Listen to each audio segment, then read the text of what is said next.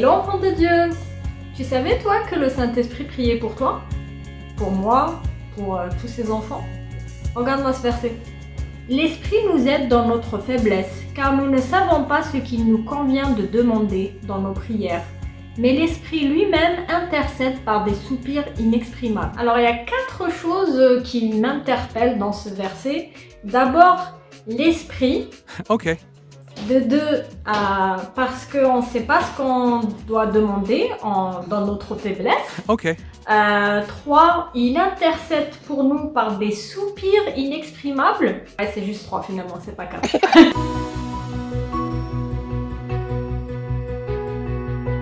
J'ai regardé un petit peu pas mal de versions pour savoir de quel esprit on parle. Est-ce qu'on parle de l'esprit qui est en nous? Parce que nous, on est corps, âme et esprit. Donc je me suis dit, moi c'était la version normale. Hein. Moi j'ai la version Louis II. Hein, et puis dans Louis II, ils te disent l'esprit intercède. Parce que bidule et bidule. Donc je me suis dit, est-ce que c'est notre esprit ou le sien? Donc j'ai regardé et dans la Bible français courant, c'est l'Esprit Saint intercède pour nous. Après, j'ai pas la version hébraïque ou hébreu, parce que je parle pas hébreu, donc je ne peux me fier qu'à des textes, que des traductions. Et donc, Louis II te dit Esprit, Courant français, elle te dit Esprit Saint. Donc, l'Esprit Saint intercède pour nous à cause de notre faiblesse, parce qu'on ne sait pas quoi demander dans nos prières. Et là, je me suis dit, ok, c'est bizarre parce que on nous dit souvent que Dieu a besoin de nos prières pour agir dans notre vie, dans le monde. Vous n'obtenez pas parce que vous ne demandez pas. Donc, comment est-ce que, ou plutôt pourquoi il intercède pour nous alors qu'on est censé nous-mêmes prier? Et de 2, depuis quand c'est Dieu qui prie Dieu? C'est très bizarre.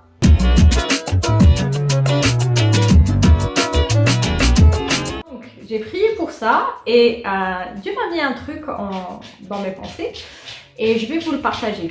En fait, l'image que j'ai eue, c'est que, imaginons vous vous coupez. Vous avez une grosse coupure.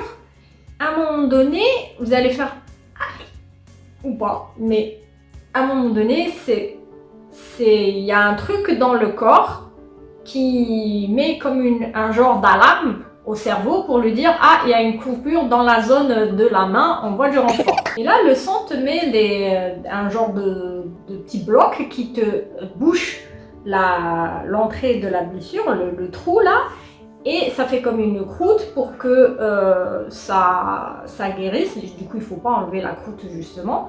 Et à un moment donné, je ne sais plus si c'est les globules blancs ou les globules rouges qui désinfectent l'intérieur, ce qui a pu déjà pénétrer à l'intérieur de mauvais. Ok. Et pour moi, c'était comme l'alerte, vous savez, c'est toujours un seul corps, c'est toujours dans notre sujet Dieu, c'est toujours un seul être. Mais il y en a un qui t'a délivré, il y en a un qui a son ministère terrestre en toi, qui est en toi. Et donc lui, il alerte Dieu, genre le cerveau dans notre truc exemple de la coupure, il alerte pour qu'il envoie du renfort. Comment le cerveau peut savoir qu'il y a des trucs comme ça? C'est parce que le corps est super bien fait, Dieu l'a super bien fait, il y a une alerte. On est bien d'accord. Maintenant, au départ, quand je l'ai lu la première fois, je me suis dit ça doit être le parler en langue. Parce que quand tu sais pas quoi dire, à un moment donné, le parler en langue, ça te booste. Plusieurs fois, j'ai prié pour des gens et puis je m'arrêtais à ce que je voyais et puis c'est comme mon parler en langue prenait le relais et était blablabla. Je savais que c'était pas assez ou parfois, tu sais, tu connais pas, tu te sens pas bien et tu sais pas pourquoi et tu pries en langue parce que tu sens un danger ou un truc ou peu importe. Moi, je vous conseille de prier en langue tous les jours dès que vous en avez l'occasion. On sait jamais, parce qu'ils te disent c'est pour se fortifier ou se rendre un peu plus costaud spirituellement. Donc n'hésitez pas, tous les jours, voilà. Sauf que là, il dit bien soupir inexprimable. Et quand j'avais mis ça en prière, Dieu m'avait aussi mis en tête l'histoire de Élie. Élie, c'est un prophète, il a combattu dans son époque plusieurs faux dieux, enfin, des gens qui croyaient à des faux dieux en Israël. Et du coup, il combattit surtout contre une reine qui s'appelait Jézabel. Et à un moment donné, elle l'avait genre menacé en lui disant je vais te tuer si je te vois la prochaine fois. En gros. Et donc lui qui avait tué plusieurs faux prophètes et tout ça, du jour au lendemain, il se retrouve stressé. Elle lui avait fait peur. Et donc, il veut aller à la rencontre de Dieu dans la montagne de Dieu, là où Moïse a pris les 2 tablettes avec les 10 commandements. Je ne sais pas pourquoi il est allé là-bas. Il était rempli du Saint-Esprit. Franchement, c'était le prophète le plus connu de l'Ancien Testament. Il était vachement fort. Et Élisée avait une double portion de ce qu'il avait comme force du Saint-Esprit, mais quand même, il était rempli de l'Esprit Saint. Je veux dire, avant lui, on n'avait pas tant que ça qui avait fait de grands miracles comme lui avait fait. En plus, il est parti dans un char de feu. Bon, ça c'était après, mais bon, revenons à nos moutons. Hein? Et donc, ce gars-là, entre le moment où Jézabel lui fait peur et le moment où il arrive... Mes chats, c'est le moment que vous avez choisi. Entre le moment où Jézabel lui donne la pétoche de sa vie et le moment où il arrive à la montagne sainte, il y a une grosse distance. Et à un moment donné, il dort sur place, il circule, enfin il fait la marche à pied pendant des kilomètres et des kilomètres. Et donc, il est désespéré, il est dépressif comme pas permis. Et il prie pas pour que ça aille mieux. Il attend le moment de voir Dieu, enfin de l'entendre à la montagne. Il a eu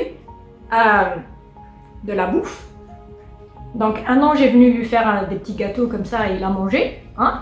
À un moment donné, l'ange il le réveille parce qu'il faut qu'il mange. Quoi d'autre?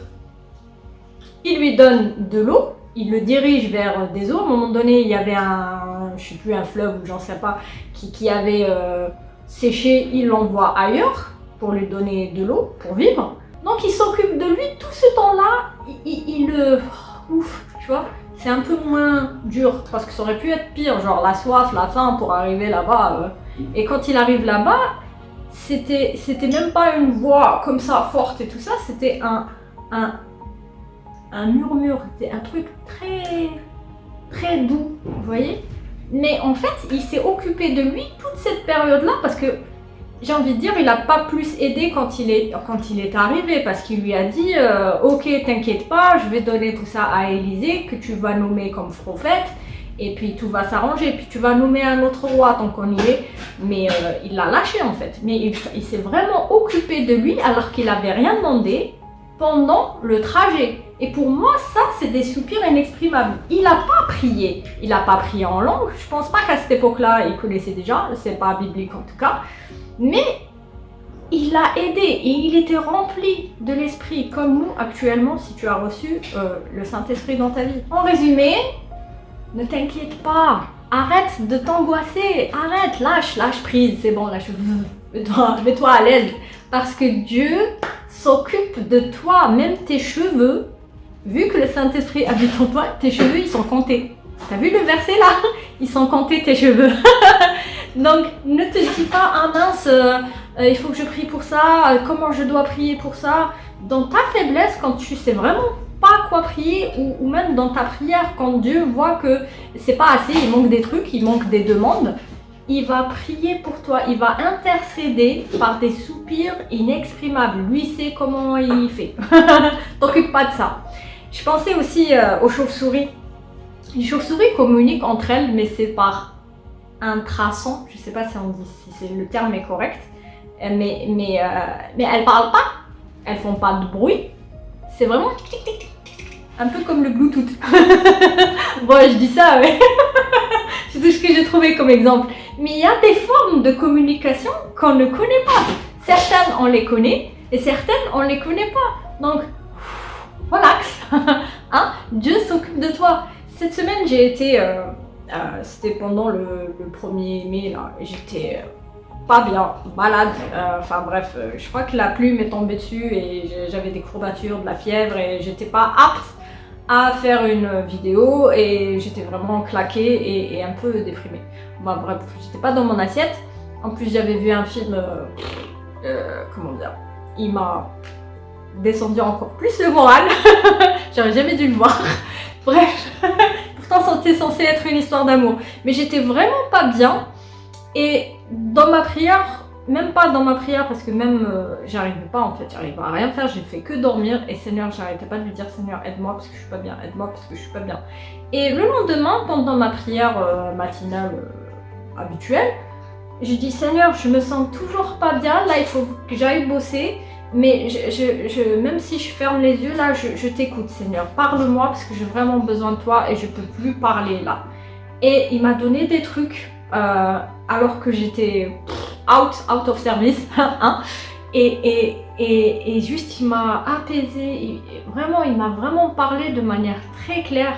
Et je me suis dit, waouh, c'est trop cool en fait. Parce que Dieu s'occupe de moi, même quand je suis faible, quand je suis pas bien, quand j'arrive pas à prier, que ce soit pour moi ou pour les autres. Et c'est juste super. Alléluia, merci Seigneur. J'étais là, j'arrivais à rien faire, mais j'ai juste écouté des louanges et j'arrêtais pas de le remercier parce que c'est un super bon papa quoi. Voilà, je vous laisse avec cette vidéo, elle est un peu courte, mais l'idée est là et je veux juste que vous souriez, smile, parce que vous êtes bénis.